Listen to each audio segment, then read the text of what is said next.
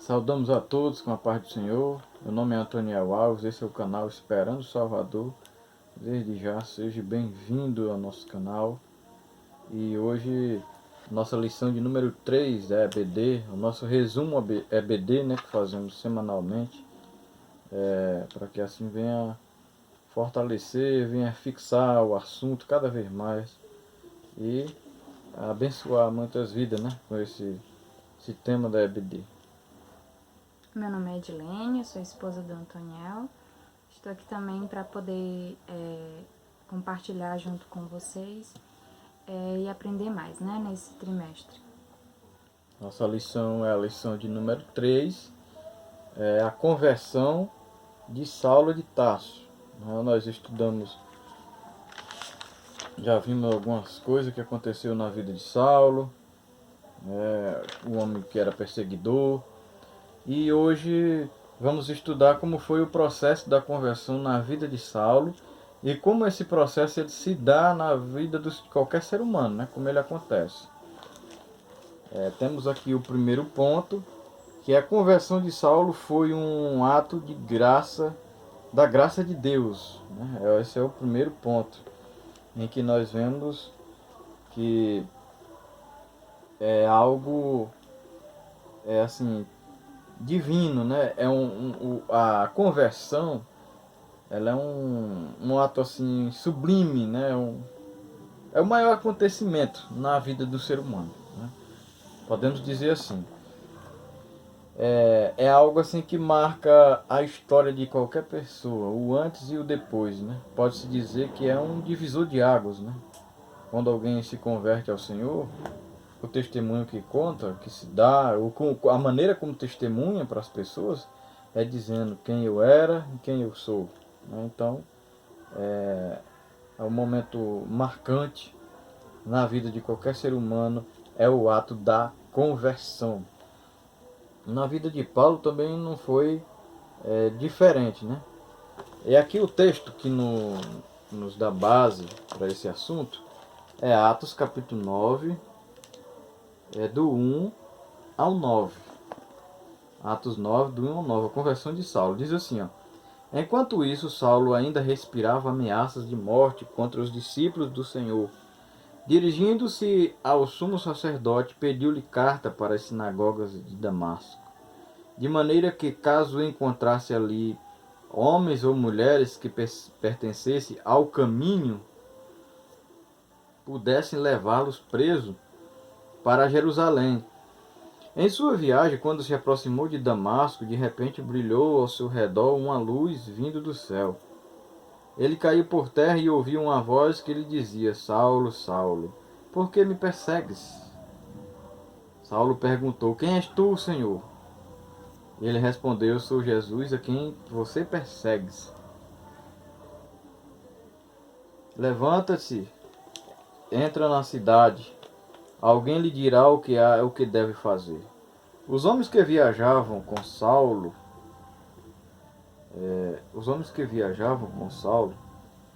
pararam emudecidos, ouviram a voz, mas não viam ninguém. Saulo levantou-se do chão e, abrindo os olhos, não conseguia ver nada. E os homens o levantaram pela mão até Damasco. Por 3 dias ele bebeu, por 3 dias ele esteve cego, não comeu e nem bebeu. Então, vemos aqui o processo da conversão de Saulo, em que ele testemunha esta conversão até quando ele está sendo julgado, né? Até quando ele está diante de um tribunal, diante do governador, diante do rei Agripa. Ele está lá testemunhando esse grande acontecimento em sua vida. E Saulo, nós vemos aqui a conversão de Saulo, em que devemos aprender aqui algumas coisas com esta leitura, só com esse tema da conversão dele, porque algumas pessoas acreditam que Saulo já levantou-se, que Deus pegou e derrubou ele e converteu. Na verdade, Saulo era como uma fera, como um animal selvagem, como um bicho brabo. né, que indomável. Tanto que Deus diz, dura coisa te é recalcitrar contra os aguilhões, ou seja, tu vai se machucar, Saulo, enquanto tu ficar se debatendo, se rebelando, lutando contra mim. E ali, Jesus Cristo, a proposta do Evangelho não é de impor nada, mas é de propor. Então Jesus Cristo ele não impõe uma conversão a Saulo. Jesus Cristo propõe uma vida diferente. Saulo, um homem que na verdade tinha um grande zelo pela sua religião, né? Um fanático, né? Religioso. Ele, ele também, Deus também vê essas qualidades em Saulo. E ao se converter, Saulo, ao cair, melhor dizendo, no chão, né? Que quando ele ia para Damasco, ele já estava chegando perto da cidade, quando aconteceu a queda, né? O resplendor da luz. Isso. Então, Deus não converteu Saulo. Deus se revelou a ele. Deus se revelou a ele. É uma coisa assim que a gente vem desmistificando isso, né? Porque diz, Deus, Saulo caiu convertido. Não, a queda, na verdade, foi para ele enxergar a revelação do Evangelho. E ele caiu, e ali foi apresentado o plano a ele da salvação. Ali Deus apresentou o que queria fazer na vida dele. E não disse, tu vai ter que se converter, a partir de hoje tu tá convertido. Não. O que foi que Deus disse para ele? Quem é o Senhor? Ele sabia que era uma autoridade acima dele para derrubar ele lá com aquela arrogância toda, cheio de conhecimento, indo imperoso, né, com as cartas, arrodeado de soldado, arrodeado de companheiros, de religiosos, e ele pegou uma autorização para poder perseguir os cristãos, né? Tudo, você vê que Saulo, até isso eu acredito que Deus enxergou em Saulo, porque tudo ele gostava de fazer direitinho. Ele era fanático nas coisas dele, mas ele estava trabalhando dentro da lei. Dentro da fé dele, dentro do fanatismo religioso dele, mas ele queria autorização. Ele não queria fazer um negócio por baixo dos panos, né? Então se trata-se de um homem honesto, de um homem direito, que seguia a lei, embora de forma aplicada de forma errada, mas ele queria fazer certinho, né? Zeloso, bastante zeloso. E caindo no caminho, ó, como foi a proposta. Ele perguntou, e quem é o Senhor? Jesus Cristo vai e fala para ele, eu sou aquele, quem tu me persegue, né? Jesus Cristo está dizendo a ele, tu não está perseguindo os cristãos, mas é a mim. A tua luta agora é comigo. E Deus tratou com Saulo. Então, por mais cruel que a pessoa seja, né, ou seja rebelde contra as coisas de Deus, Deus é quem trata com ele, né? E se ele não quiser ouvir ninguém, o próprio Deus cria uma situação em que Deus deixa ele numa situação de tudo ou nada. Tu decide isso aqui, querer o evangelho, ou então continua aí, se debatendo aí contra o aguilhão, né? Então foi... E aí o plano, como é que o plano foi realizado, né? Como é que foi apresentado o projeto, né, na vida dele? Foi quando ele disse, entra na cidade. Entra na cidade, e aí Deus vai dando as diretrizes tudinho a ele, né? Chega lá, tu vai conhecer alguém, e aí ele vai te dizer o que tem que fazer. Então o plano Deus já tinha mostrado a outra pessoa. Era o plano de Deus para a vida de Saulo. E hoje a gente estava lendo Gálatas 1,14, ele contando que era zeloso pela lei e tal. E chegou uma parte em que Saulo diz assim, que ele excedia, né? Ele era excessivo, né? Era como uma espécie de fanático. Ele disse, eu era melhor do que os da minha idade, que estudava comigo na escola lá dos fariseus. Ele só que aprove a Deus, foi do agrado de Deus me escolher desde o ventre da minha mãe. E então ele disse, revelar seu filho em mim, para que eu mostrasse isso aos gentios. Para revelar seu filho em mim, para que os gentios vissem isso, né? Seja pregado aos gentios. Então isso isso é um ato que a gente vê, é uma visão, melhor dizendo, em que não é do natural do ser humano, mas que é o próprio Espírito Santo quem revela isso ao ser humano. E Deus revelou. Paulo, depois de convertido, Paulo teve uma visão do plano de Deus mesmo, do que era. a salvação e do que Deus tinha para fazer na vida dele, né? Às vezes a dificuldade de alguém se firmar, servindo ao Senhor, é de não ter essa revelação, de não ter a revelação do plano salvífico na sua vida, né? Porque quando se tem, a pessoa tem consciência de evangelho, né? Tem raízes, né? Na verdade. E também, por que que nenhum cristão era capaz de pregar sobre Jesus para ele, para Saulo? Porque ele torturava e matava todos os cristãos. Ele era que nem um bicho, né? Era que nem um bicho. Então, quem tivesse a fim de morrer era só ir pregar para ele, né? Qualquer cristão que tivesse acordasse com a vontade de morrer, fosse procurar Saulo e fosse pregar para É o ele. que vem dizendo aqui no primeiro versículo, né? Do capítulo 9. Enquanto isso, Saulo ainda respirava ameaças de morte contra os discípulos do Senhor, dirigindo-se ao sumo sacerdote. Então ele foi lá pedir permissão para poder perseguir, matar, torturar os discípulos do Senhor. Ele era tão zeloso de um jeito que quem professasse o nome de Jesus, ele ia lá, não tinha piedade, né? A palavra Não. também diz que ele não tinha piedade. Era Ele duro, ia lá implacável. e se ele soubesse que estava falando, pregando sobre Jesus, ele ia lá e matava, torturava. E aqueles que ele não conseguia matar no momento, ele ia lá e também dava a última sentença de morte, né? No julgamento, ele diz que a palavra última sempre era dele, assim. Por exemplo, se tivesse lá um cristão sendo julgado e no julgamento lá defesa e acusações, né, tudo, e chegasse um ponto nos votos lá em que tivesse empatado, Paulo, ele estando lá presente, ele desempatava. Só que, claro, não era pro lado bom, né? Era Era pra pra matar, né? matar. Então ninguém, nenhum cristão ia conseguir pregar para Saulo, porque Saulo. ninguém conseguia se chegar até ele, né?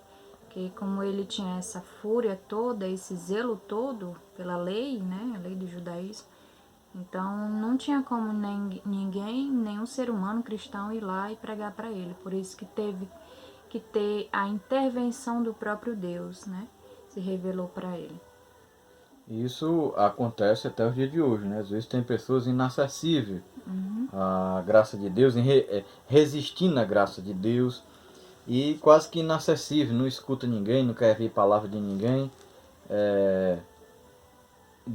xinga todo mundo, assim como uma fera indomável. Então há sempre uma intervenção divina. Deus tem um plano também para a vida dele, para todo ser humano. Lembrando que cada um, Deus tem um plano de salvação, mas tem uma chamada, um plano diferente, né? É para salvar, mas cada um tem um projeto desenhado diferente. E então Deus vai se revelar de alguma forma para essa pessoa. Vai ser uma intervenção divina. Existe até uma expressão que as pessoas sempre usam. Ah, se não vem pelo amor, vem pela dor. Nem sempre é assim, isso não é regra. Tem pessoas que na dor fica mais duro. Tem uns que na dor dizem que não quer Jesus, que não quer saber de Deus, que quer morrer na sua crença, na sua lei, e ponto final. E ali morre daquele jeito. Então, isso não é regra. Porque se fosse, não tinha livre-arbítrio e ficava de um jeito em que ficava muito sem graça, né? Cadê a graça de Deus? Deus pegava a pessoa, fazia ele sofrer para trazer para ele. Não é assim. É sem graça demais isso. Não, isso aí não é a proposta do Evangelho. Agora, isso vem dessa forma, mas assim, é uma maneira, eu acredito, analisando as escrituras, pode acontecer da pessoa chegar no leito de enfermidade, sofrer, mas é Deus se revelando para ele com a sua misericórdia. Aí Deus permite aquilo, se ele quiser, bem, se ele não quiser, o plano. Mas o plano está lá, é elaborado. Sabe que nem um arquiteto desenha, só falta tirar do papel. E aí, para Deus tirar do papel e acontecer, eu tenho que querer, tenho que se render, aceitar a graça divina e crer no sacrifício de Jesus, né? Então Paulo foi desse jeito. Deus permitiu aquela situação, Deus parou ele e fez a proposta a ele. Se Paulo não quisesse, nada feito, né? Ele iria, eu sei que ali ele reconheceu um senhorio, que ele disse quem é senhor. Quer dizer, tem alguém acima de mim, maior do que eu, né? E Deus deu orientação a ele. Vai, entra na cidade, lá tu vai saber o que é que eu quero contigo. Lá tem alguém que vai te orientar. E Deus revela a outras pessoas. E no finalzinho do capítulo 1, aos Gálatas, Paulo diz que as pessoas ouviam falar deles. Agora aquele que nos perseguia professa a nossa fé, prega o nosso evangelho. E ele disse assim, eu agora estou sabendo que muitos glorificam a Deus pela minha vida. Então essa é a conversão de Saulo, né?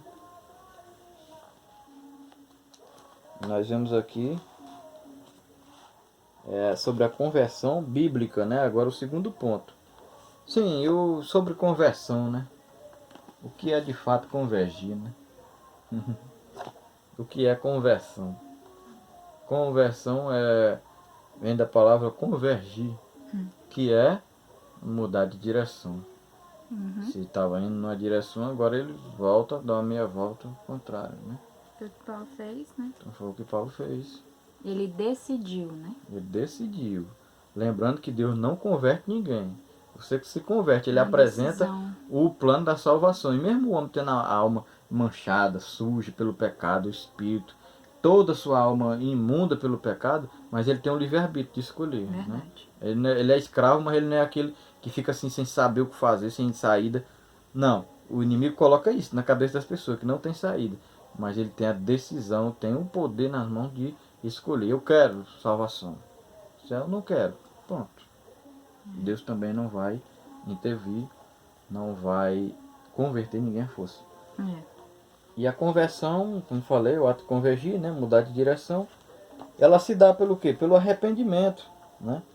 Pela tristeza. Lá em 2 Coríntios, se eu não me engano, 7:10, fala que a tristeza, né, que produz o arrependimento, essa vem de Deus. Vem o arrependimento, que o arrependimento é diferente de remorso. Eu já falei em alguns vídeos isso, hoje está incluso na lição. Arrependimento é diferente de remorso. Por quê? Remorso produz algo da emoção, momentâneo, um impacto. Né? Só que o remorso vem também um sentimento de culpa. É uma tristeza, mas só que é uma tristeza em que a pessoa depois volta a fazer tudo de novo. Só naquele momento, por alguma circunstância, algum medo, não faço mais, né? Mas depois volta a fazer. Agora, quando há a conversão de verdade, ela vem junto com o arrependimento. E o arrependimento é diferente do remorso. Porque o arrependimento ele produz tristeza. Primeiro vem a tristeza. E a pessoa se entristece, mas se entristece com vontade de mudar. Se entristece pela vida que é de pecado, né? Que a pessoa sabe que não está indo pelo caminho certo, né? Que está desagradando a Deus. E ali sabe que não vai ser salvo, né? Não vai obter a salvação também. E aí é o Espírito Santo que faz isso, né? A pessoa percebe que tem alguma coisa errada, né? E qualquer ser humano, quando ele se arrepende, se entristece por aquilo ali, é derramado a graça de Deus na vida dele. Deus derrama. Tanto que Paulo diz, pela graça sois salvo, por meio da fé em Cristo Jesus. Isso não vem de vós, mas é dom de Deus. Dom de Deus. Então, o que é que não vem de vós, que é dom de Deus? A fé, a graça e a salvação.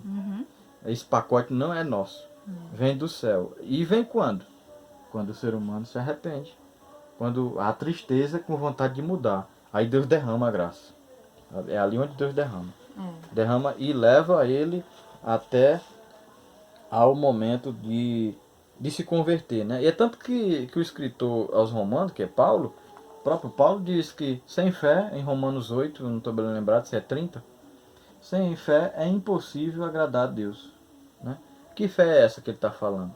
Não é a fé de milagre, de conquistar alguma coisa, é a fé salvífica. Sem fé é impossível agradar a Deus. Por quê? Porque sem a fé, o ser humano só agrada a carne, não agrada a Deus. E passamos a agradar a Deus quando temos essa fé salvífica, que nos arrependemos dos pecados, o Espírito Santo entre nós, somos justificados pelo sangue de Cristo, e aí então vivemos em espírito, agradando a Deus. Né? Mas sem ela é impossível agradar a Deus, não tem como. Alguém fazer algo, Deus vai se agradar disso. É por fé? é a fé salvífica? Não. É só pelas minhas obras, então eu não salvo. Então essa é a doutrina do... Como é que se chama? Da bíblica da conversão, né? Que é o segundo ponto. Isso é a transformação, né? Começa uma transformação na mente, uma mente transformada, ou Metanoia. a metanoia, né? A famosa metanoia, que no grego é metanoia, mente transformada, noia é mente. Diferente do que no nossos vocábulos do dia a dia, como é conhecida essa palavra, não tem nada a ver com mente, né? É aplicada a outro sentido, noia, né? Mas no grego, noia é mente. Terceiro, o que é convertido? Há três coisas que é convertido. Falamos de conversão, né? E há três coisas aqui em que o Espírito Santo trabalha, que é o ponto central de tudo, ou o ponto vital, né? A mente, né? A mente, o que mais? Que é o intelecto, Que é o intelecto. a emoção e a vontade, né? Isso. O volutivo, né? A nossa vontade. Uhum. Já é a parte da prática, né? É. É por isso que, eu não sei se eu estou certo, eu já vi um psicólogo, um pastor que é psicólogo também, e ele falando isso, há muitos anos atrás. E ele dizia que não existe esse negócio de ouvir, entrar pelo ouvido e sair pelo outro, não. Porque quando entra pelo ouvido, vem para cá, para o intelecto, para a emoção, e aí vem para a prática, que é o volitivo, né? Então não tem esse negócio de, entrou aqui, saiu aqui, não. É. Uma hora ou outra. Com certeza, Paulo, ele estava na conversão, melhor dizendo, no apedrejamento lá de Estevão, né? Quando Estevão foi apedrejado, que estava lá morrendo, todo mundo acusando ele, e Estevão fez um papel que nem de Jesus. Pai, perdoa, ele não sabe, não imputa isso como pecado a eles. Eles não sabem o que estão fazendo, são cegos. E quem era que estava lá, fiscalizando tudo lá, que vivia isso? Saulo. Né? Saulo estava lá, olhando, vendo o homem de Deus ser apedrejado e morto por conta do Evangelho. É claro que isso deve, de alguma forma, ter mexido com a mente dele. Ora, se alguém vai defender, morrer por uma causa, morrer sem causa, né? Defender uma comunidade, um povo, um Deus, sem causa nenhuma. Não faz sentido. Então isso, em algum momento, mexeu com a cabeça dele. Não só de Estevão, mas da maioria que ele estava presente, dos irmãos, em que ele, como diz aqui no texto, fazia parte do caminho, né? É interessante que ele chamava... Não era cristãos. Não era cristãos ainda, porque em Atos tem um episódio lá em que eles são chamados a primeira vez de cristãos. Jesus disse que é o caminho, né? E o que é o caminho? O caminho é o jeito de andar, é a maneira de ser. Quando Jesus disse eu sou o caminho, ele está dizendo eu sou uma nova forma, uma nova conduta de vida. É verdade. Um novo padrão de vida. O caminho não é a chegada. Eu aprendi que a chegada é a estação. Né? Que o caminho é o jeito de andar. É a maneira como se vive. Né? Jesus disse, eu tenho um novo viver para vocês. O evangelho é boa nova. É uma proposta nova. Então foi isso que Jesus propôs a Paulo. Eu tenho uma nova vida para tu. Agora tu se amansa, se aquieta que tu tá muito brabo. E tu vai ficar se furando na ponta do aguilhão o tempo todo. Tu vai sofrer. Vai doer. Né? Então tá aí. Agora as três coisas que a gente vê ser convertido. Né? O intelecto. Tudo isso é obra do Espírito Santo, né? Que transforma a mente, mostrando a verdade. Romanos 12:12, Paulo diz que transformai a vossa mente, transformai o mundo, não vos conformeis com este mundo, mas transformai, ele dizendo, pela renovação do vosso entendimento, ou seja, um entendimento convertido, transformado. Mente, né? Intelecto, que é a inteligência do homem, né? Então, tudo isso Deus aproveita, né? É a alma, aqui é a alma. Sabe? Aqui é a alma.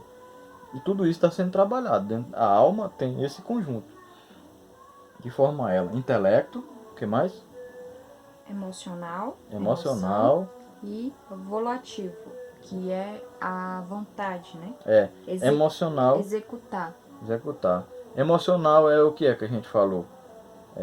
Porque produz a tristeza pela vida de pecado. Minha esposa falou há pouco tempo. Então, o arrependimento.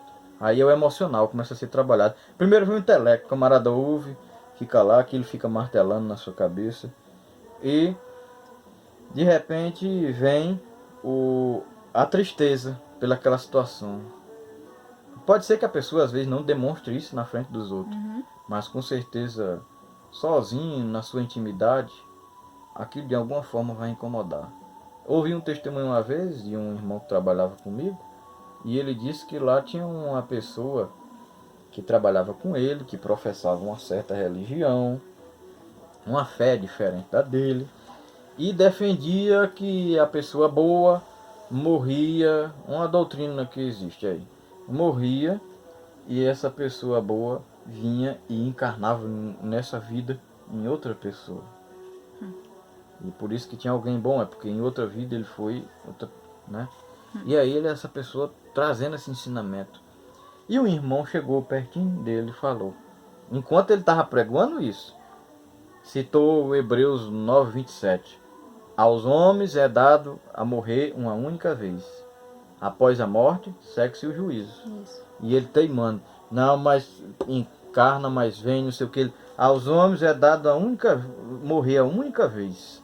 Após a morte, segue-se o juízo. Ninguém encarna em ninguém, ninguém entra no corpo de outra pessoa, porque morreu fisicamente, né? Não é morreu, acabou, não. Ainda segue-se o juízo. Agora, a morte física, morreu aqui, não. Só se Deus quiser ressuscitar de novo, mas a pessoa que está lá não vai o espírito dela ir para outra vida. E nem o espírito dela fica ali, zoando por ali, rodando na terra, não. Não é assim. Então o irmão estava lá pregando a Bíblia, mostrando Hebreus 9:27. E esse camarada ficou meio chateado, meio zangado, né? Claro que fica, né? Foi para casa, no outro dia ele chegou e foi falar com o irmão. Só que ele veio com a cabeça cheia de dúvida. Mesmo ele tendo lá a doutrina dele, ele dizia para o irmão, que negócio era aquele que tu me falou? Que é aquilo que você disse sobre a morte. Ele disse, morrer, aos homens está dado a morrer a única vez, depois da morte, e após a morte segue-se o juízo. Ele disse, pois essas palavras eu não dormi a noite inteira, passou a noite martelando na minha cabeça. Então, faz efeito a palavra de Deus. Não é algo positivo, sabe? Não é positivismo, não. É a ação da palavra de Deus, ela tem ação. E essa ação trabalha no intelecto, na mente. Primeiro entra na mente, a pessoa leva a pessoa a meditar, depois vai no emocional, a alma dele se entristece com aquilo, as emoções. Eu ouvi alguém dizer também que a alma é o eixo central a emoção é o eixo central da alma. Se a emoção não for tocada, não acontece nada. Por isso que o Espírito Santo toca também nas emoções. Né? Eu sei que é emoção e razão a vida da gente, mas sem emoção ninguém vive, não tem ser humano, não tem emoção. Então não é gente. Então, através da palavra, né, que o teu amigo falou lá para esse rapaz, então aquela palavra ali ficou martelando na cabeça dele, né? Então ali, aqui também fala que então os conceitos e opiniões são mudados, né? A partir do momento que a palavra de Deus ela é pregada, falada, e aquelas pessoas que estão ali ouvindo, o Espírito Santo é ele que faz isso, né? Ele começa a mostrar a verdade ali para a mente humana. A partir daí que então os conceitos e as opiniões são mudadas, né? Por isso que vem do intelecto e depois passa pela emoção, que é produzida a tristeza, pela vida de pecado que se está vivendo. Isso. Aí da tristeza vem o arrependimento. E depois vem a prática, né? Exercer a vontade. Então isso, o fazer, o escolher, na verdade é ativado. Porque primeiro foi trabalhado o intelecto, o entendimento dele, a mente, a inteligência, tudo que ele tem. E depois é trabalhado o emocional. E do emocional vem o volitivo, né? Que é essas três faculdades interiores são transformadas no ato da conversão. Por isso que é uma coisa linda a conversão. É um ato sublime. Você vê pessoas com tantas ideias